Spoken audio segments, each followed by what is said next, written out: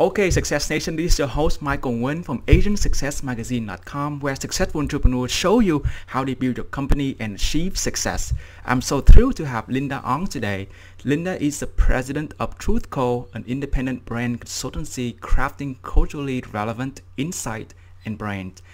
Linda and her company has been the center of some of the high-profile brand transformation from the History Channel, the Ellen DeGeneres Show, relaunch of Bravo, and the recent ascendance of Univision.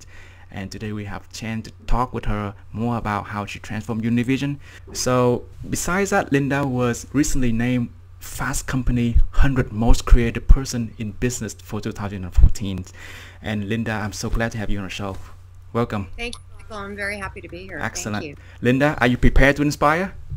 Of course, yes. Excellent, excellent.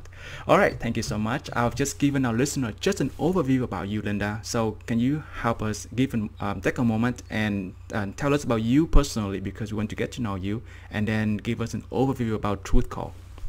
Okay. How far back do you want me to go? How much time we have?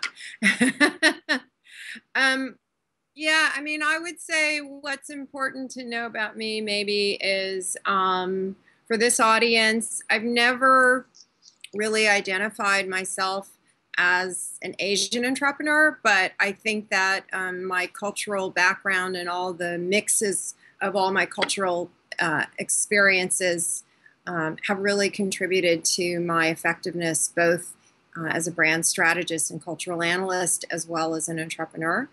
And I think that's because having a point of view of an outsider really helps me in the businesses that I'm in be very objective. Perfect. All right. You share with the audience a little bit about TruthCo and how you found the companies and share your latest success. Sure. Well, I never really set out to have a company. I never set out to be an entrepreneur. I actually left my last job in 2000. I was running the launch of Oxygen Media, which was Oprah's first channel.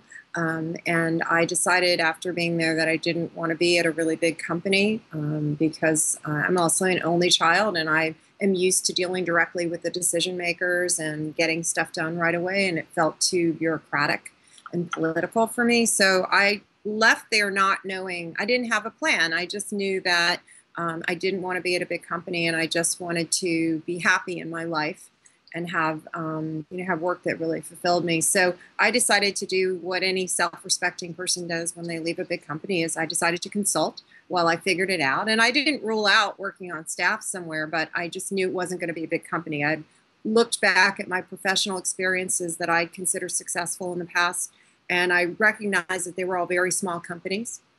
So I knew that at the very least, if I was going to work for a company, it would be a small company. And when I started consulting, I didn't actually know if people would hire me or if I'd be any good at it or if I'd even like it. But I was very open. And I think one thing that's really important for entrepreneurs is, as much as you may decide you want to go down a specific path, it's really important to have peripheral vision and be open to things that are related to what you're doing, but maybe a little broader than what you intended. So I had had a long history in television marketing and branding and creative. So when I started consulting, I said, I'm going to be a brand consultant. I want to help people create their identities for their companies. But then I had clients who knew me and knew my background and asked me to do things that I'd never done before, but were not very far from, they were related to what I was doing. And so I recognized that I had the skill set and I had the ability to learn and I had the contacts where I could do the research to be able to do those other kinds of projects. So at the beginning, it was my clients who actually saw more value in what I could do and the range of things than I even knew myself.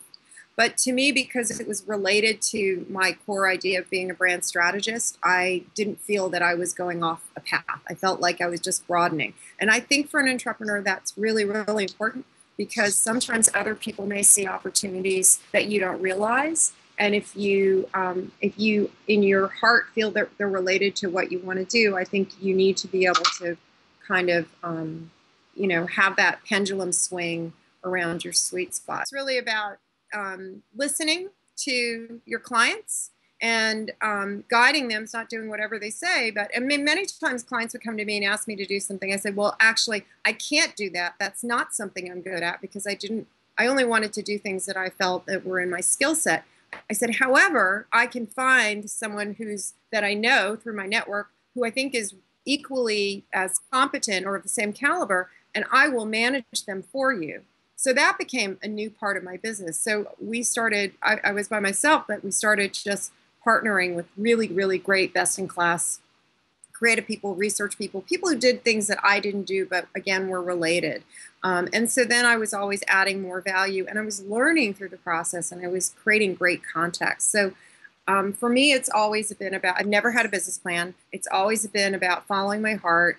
And not that I would advise not having a business plan, but for me, it was all very gut-based and listening to the market. And that's how Truth Code was born from that. You keep adding more and more values on that. I started a show with the guest favorite success quote as the way of getting the motivational ball rolling. So Linda, what is your favorite success quote, and how do you apply it to your everyday mentality?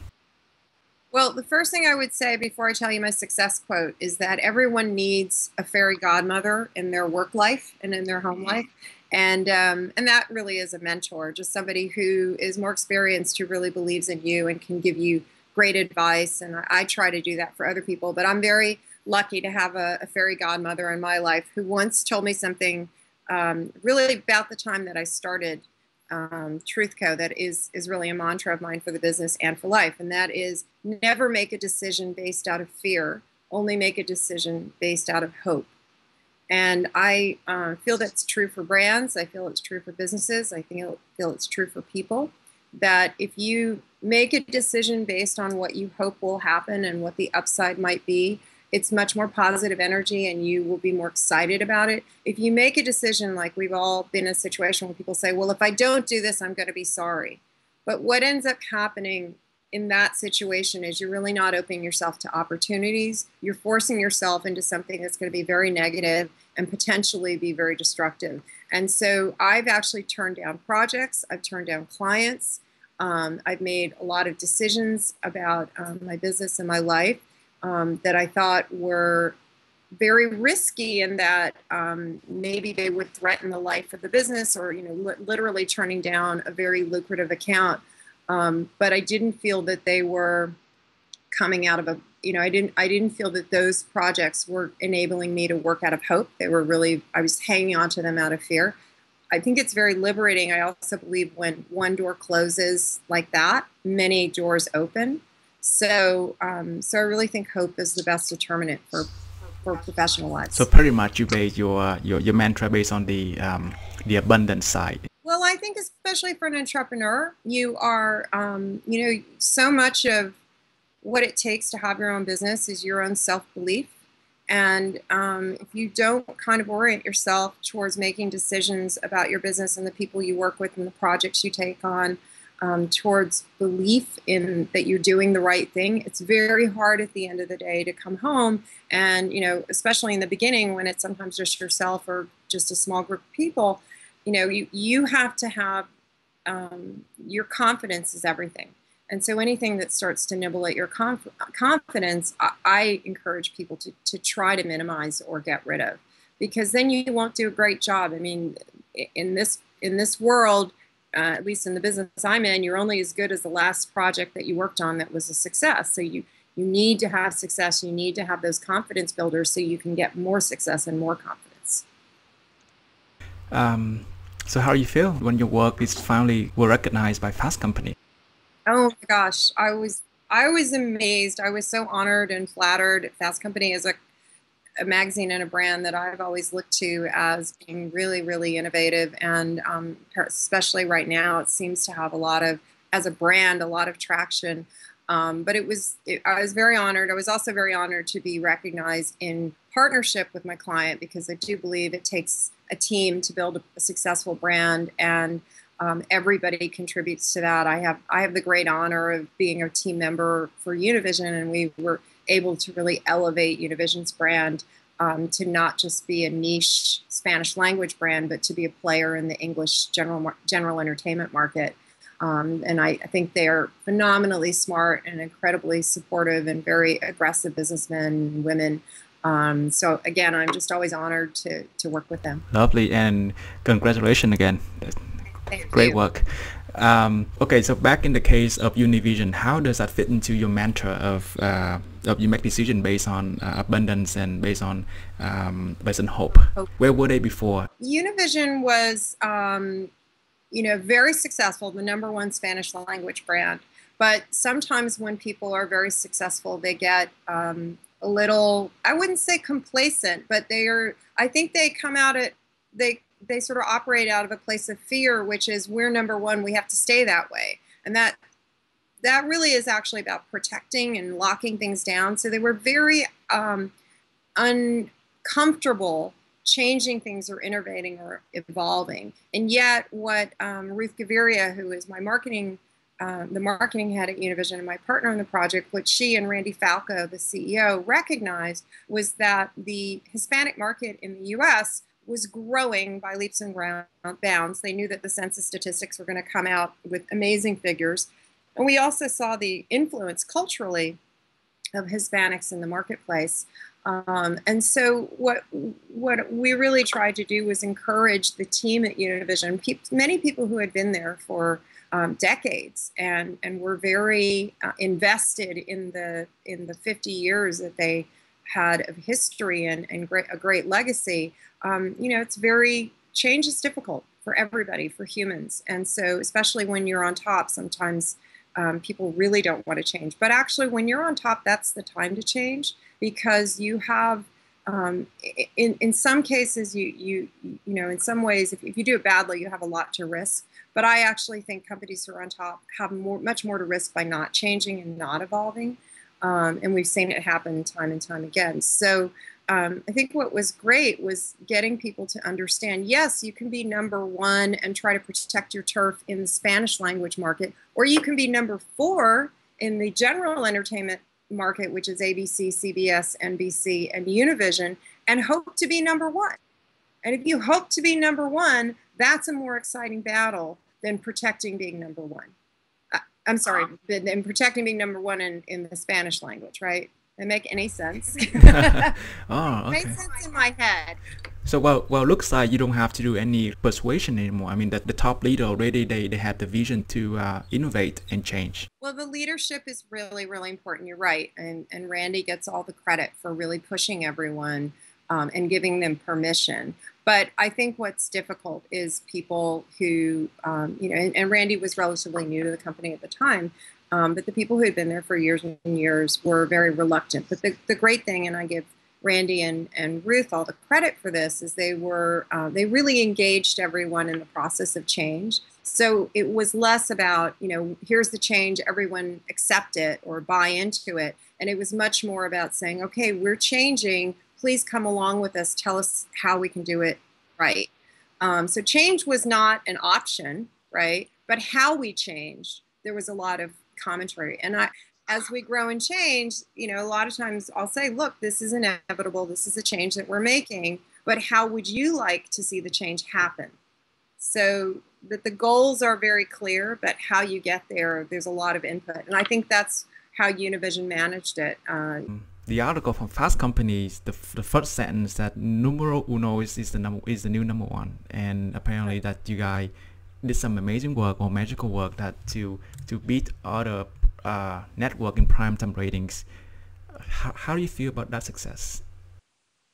I feel great, but I actually think, a lot of that success was happening. Univision just hadn't really bragged about it. And so I think part of the culture and the history was a little bit more of, we don't want to tell our story.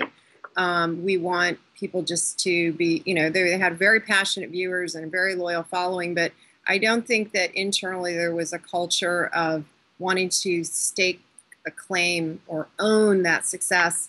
And so I think it is a much more American or Anglo, philosophy or cultural value to, when you're successful, to be proud of it, and not in a bragging way, but just to embrace your team and say, hey, we did it. So I think even in a strange way, doing that helped them work better and smarter and faster to then even accelerate whatever success they were already realizing. So I think part of it was recognition and getting people to own the success.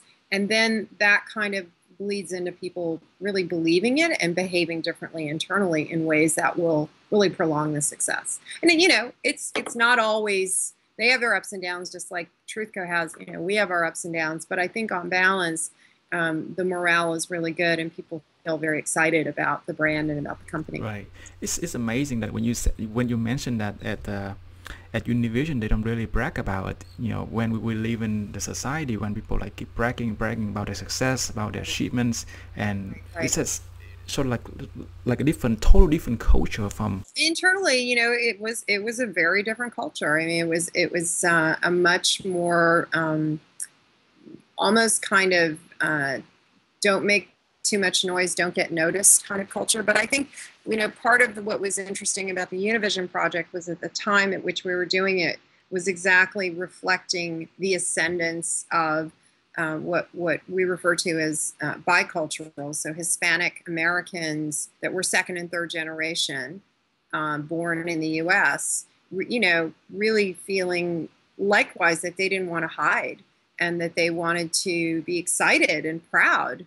I think it's more pride than bragging, right? Be proud of being American. Univision is an American company, and they have programming in Spanish for Spanish language speaking Americans. So, you know, I think part of the melding of those cultures was really part of its evolution. Otherwise, it would have gotten very, you know, potentially could have become very dated and irrelevant. And I think, you know, since we did the rebrand, they've also launched Spanish language content and channels. I'm sorry, English language content and channels. So they're acknowledging that their audience is changing as well. And I think that's the most important thing is when you're the leader, you need to understand how your customer is changing.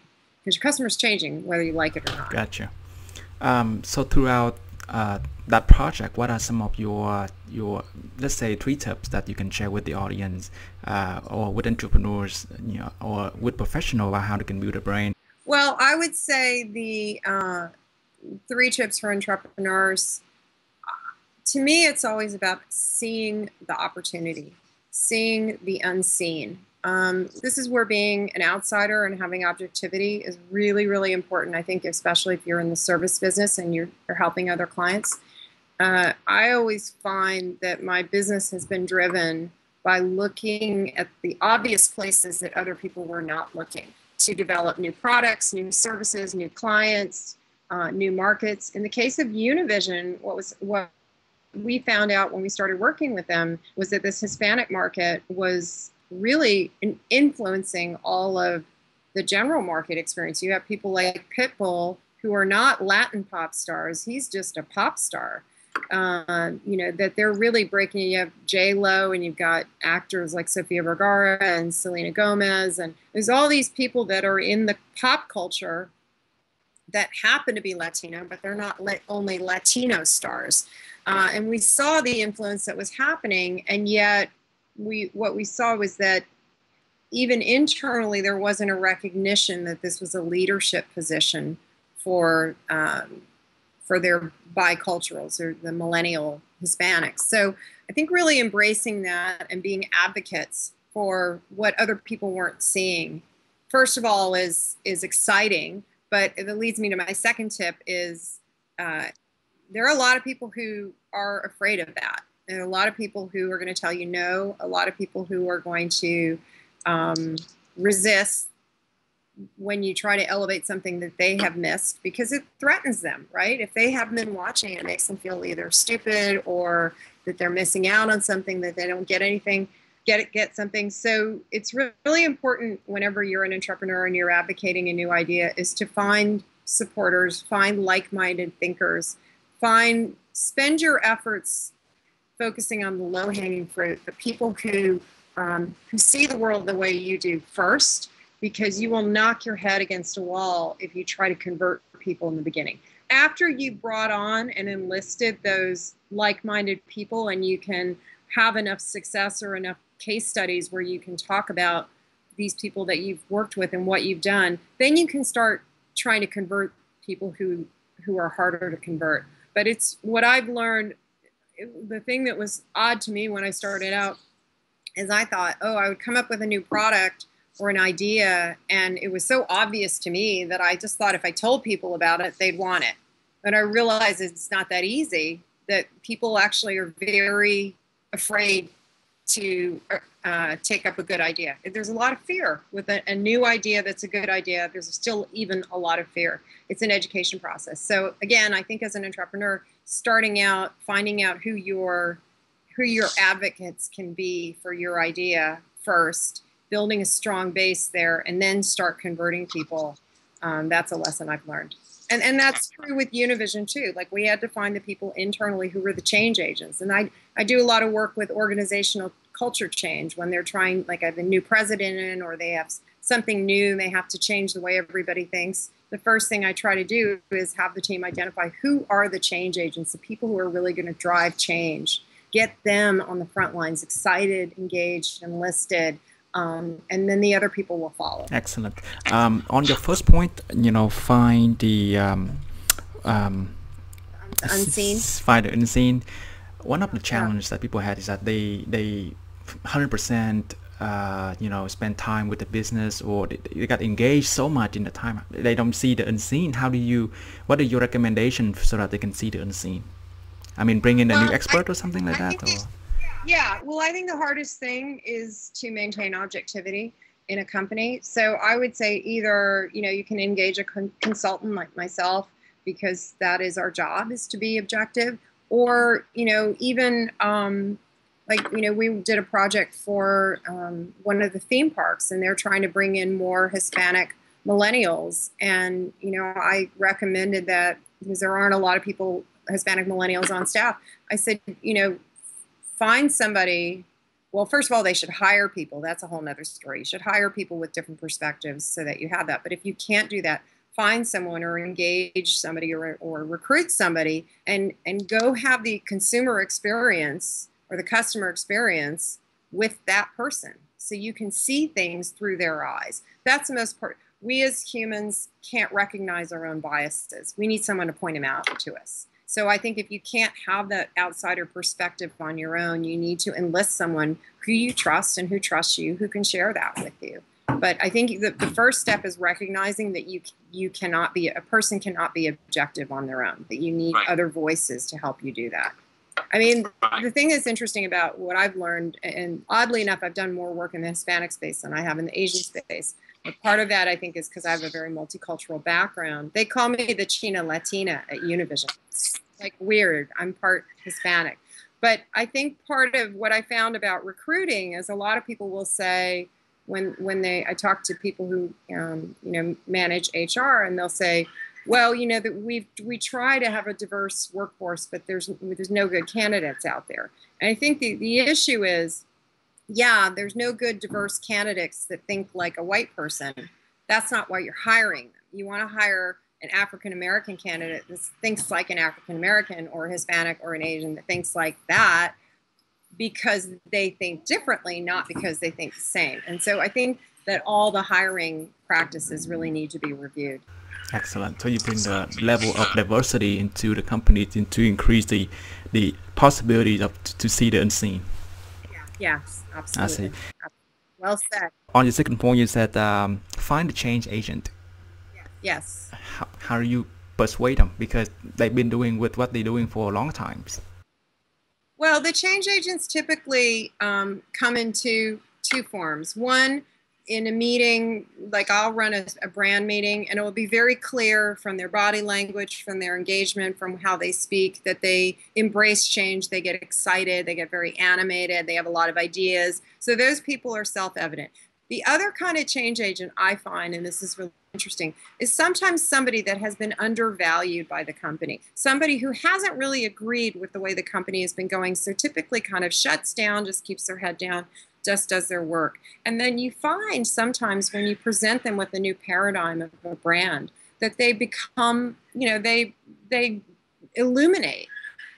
So those are people who can be change agents too. And sometimes the most senior people in the company are not change agents. Sometimes it's the younger people. And I try to also encourage, when people are creating new brands or new ideas, is to not make it top down, to really involve people at every level of the company, because there are ways to both educate and mentor younger staff, but also those are the ones that are going to have by nature fresher ideas because they're not going to come in with the baggage that someone who's been there for years has had.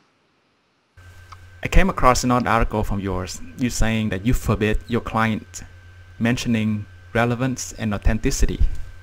Yeah. How does that apply to the Univision projects, and can you share more about it? Sure. Well, I have no issue with the ideas of relevance and authenticity. What I think is they are buzzwords that people use, A, without understanding what they really mean, and B, they use them because everyone will agree that they want it. So it's an easy way to go into a meeting and say, oh, well, we need to be relevant and authentic. And who's going to say no to that, right?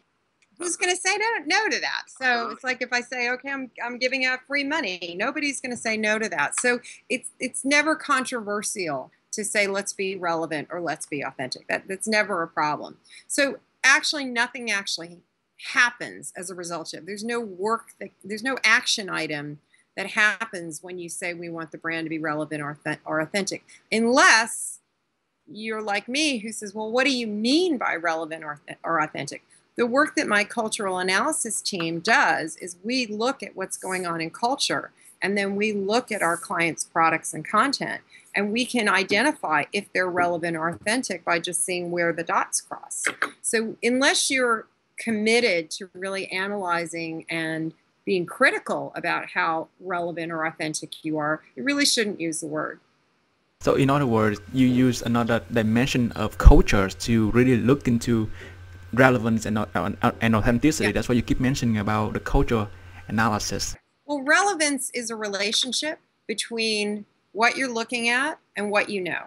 So what you're looking at is typically a company's offering a product, right? Or in the case of television, content. What you know is impossible to really understand on an individual basis. And even if you did focus groups, you know, Steve Jobs was famous for never doing focus groups because he said it's not the consumer's job to know what he wants.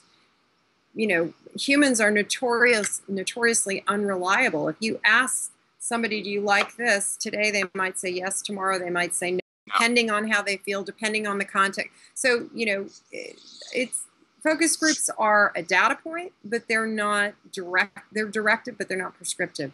So what we look at is all the mass communications that are going on, the conversations happening in culture, whether it's on TV or movies or websites or books or magazines or, you know, in restaurants.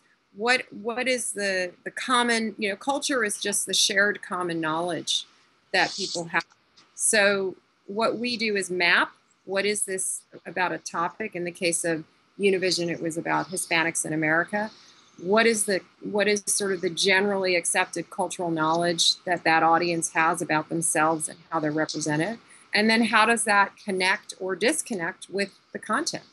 So we do that for a lot of our clients. Right now we do it for media and entertainment clients, but our goal is to go beyond television and do it. We can do it for any industry or any audience. We're talking about doing it for an African American audience now. We've also done it for millennials, and we've also done it just on topics. We did a project for Animal Planet, which is owned by Discovery, and that was all about looking at the relationship between animals and humans in culture today. Wow, that's amazing. It's really cool. Wow. It's like cultural anthropology. Yeah, it's very, very cool. I just learned about, through your company, you use a cultural dimension to really decode the meanings of relevancies and authenticities. Yeah. Exactly. Well, for me today, you know, more has changed in this world in the last 5 years than changed in the last 50. And culture, you know, it's the wisdom of the crowd is a big factor in determining your company's success. And so you have to take into account what that shared common knowledge of a culture is. And it could be a subculture, it could be a microculture, but you still have to take it, you have to study it, you have to analyze it. We decode it for our clients so that they can understand how to use culture to their advantage, how to help shape their brands so that they can really resonate in culture. And that was, you know, through some of my work with Bravo and the Ellen DeGeneres Show and history, really what I understood was a little bit about the not the secret, but the importance of really linking a brand with culture. So what are some of the channels that you use a lot to do all the listenings and do all the intelligence to find out the share common knowledge and share common threads?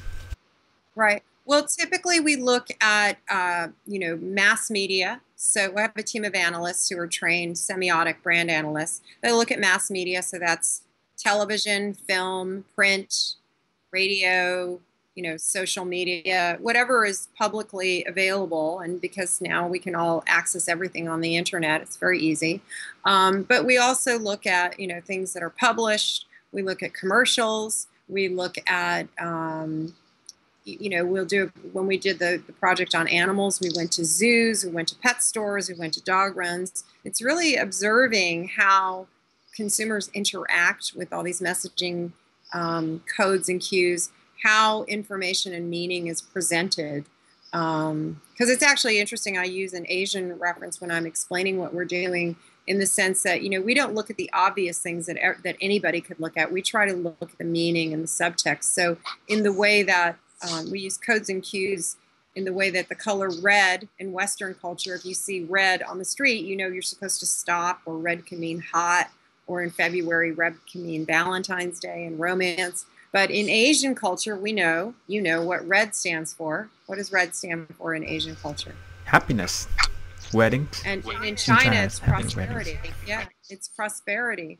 And when I tell people that here in the States and, in general market brands, they're surprised, and white in Asia is death. White is purity in the States. So, these are all cultural codes and cues. And that's what my team's looking at, is what are the things that we're kind of messaging on a subtextual level that people understand. And then how can your brand or your product fit into that and message it back? I call the company Truth because I, through my life, have encountered, and probably early on was guilty of, creating brand strategies that were more aspirational than organic. And so I think it's always hard to create an identity for a corporation or for a person that you can't live up to, right? That you can't deliver on.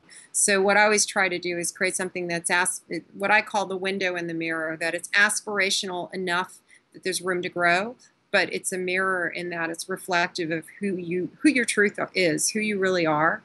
And I really encourage that. Anytime I work on a brand strategy for a company, the first thing I do is I go back and look at their histories. The first thing I did with Univision, go back and look at, how did they start? Why did they start? What was the reason? What's the DNA that still continues through today that they need to be true to? And where is their opportunity to grow and permission to change? Interesting. So you're saying going back to their history, their DNA, and find out, add another new DNA in to innovate. Yeah. How do you convince the top management and say, hey, going to this direction may carry some risk, but the reward is there? I think part of it is the first thing, I just had this conversation with Bloomberg yesterday. The first thing people always say is, we don't want to alienate our audience, which is a great thing to say. But again, if everything you do is based on fear and not alienating, you'll miss the bigger opportunity. What I said to them is, the better way to go at it, I believe, is to say, here's the opportunity. How do we ensure we bring our audience along?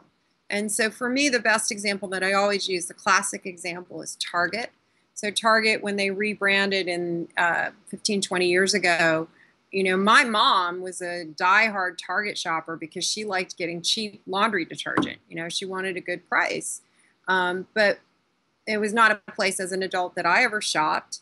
But when they rebranded and they started bringing really good design and great designers, and it was low price, what they were able to do was bring me in because it was kind of a fun place to shop.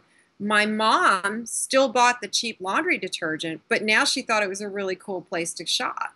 So, what they did was they figured out, look, here's the opportunity, is people who are looking for a fun experience and appreciate good design but don't want to pay a lot for it. And how do we bring in that core consumer who really just doesn't care about design but really wants to still get a good price? That was their truth. Their truth was, it has to be priced well. That was their truth. And they never have deviated from that. In fact, if you remember when they launched, they had like Q-tips are as cool, or the laundry detergent is as cool as this Isaac Mizrahi dress. And they elevated like very ordinary, cheap things to the same place as a beautifully designed dress that was well priced. So, that to me is a case study of how you innovate. You start with the opportunity, figure out how to bring people along, not do it the other way. Linda, what vision do you have for the future of TruthCo? World domination? No, I don't know. I'm not an aggressive business person. I'm an aggressive idea person. And so for me, I just brought on a COO because I realized that we had this great foundation that we could really grow and build, but I'm the first person to say I'm not equipped to lead that. So he's fantastic. He comes from a lot of experience of doing this kind of stuff for other companies.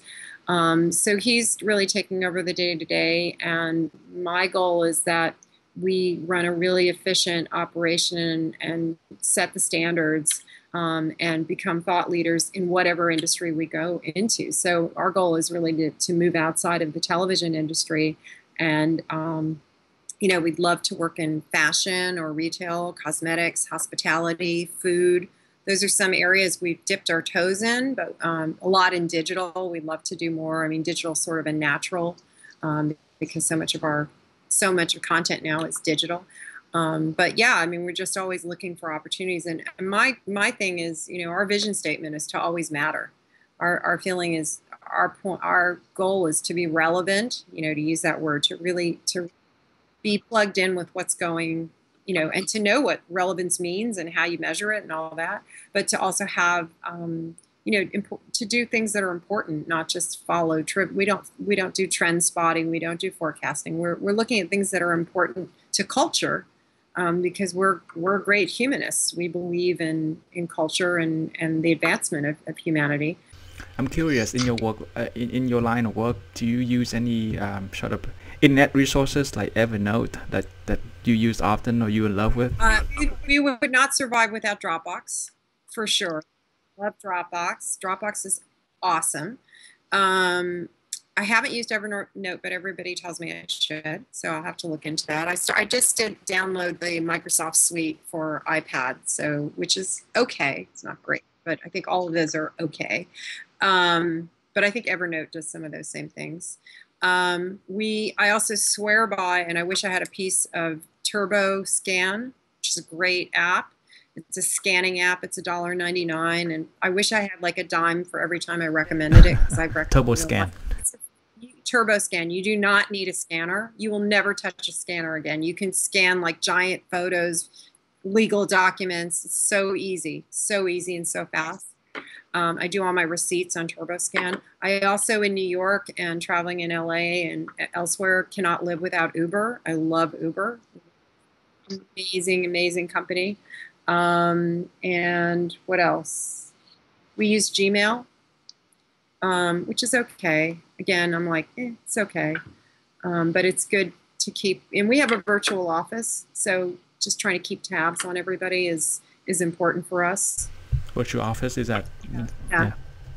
Excellent. If you had to recommend one book to the audience, what would it be? Well, the book that I'm recommending right now, and it would change, but the book I'm recommending right now is David and Goliath, especially for entrepreneurs. I think a fantastic book by Malcolm Gladwell. It is a story about people who have seen the opportunity with a different perspective, people who, against all conventional wisdom, were able to outflank a very large, very powerful competitor. And I actually have been using it with a lot of very large, very powerful companies to tell them they're going to get their lunch eaten if they don't start thinking like a smaller, scrappier entrepreneur. Because the big, institutionalized organizations are very vulnerable right now.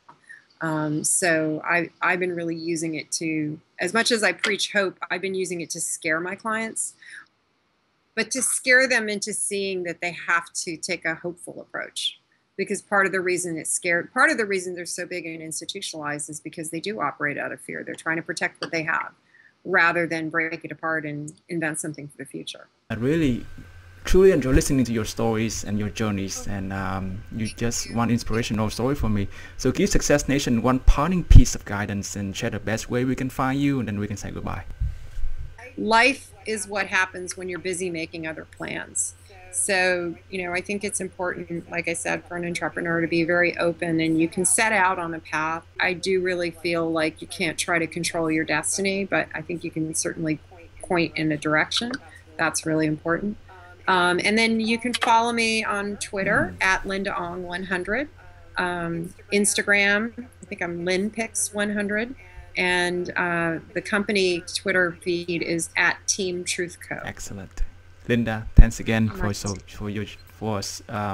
being so generous with your time, your expertise, and your experience. And Success Nation, I'll salute you with your achievements, and I will get you on the other side.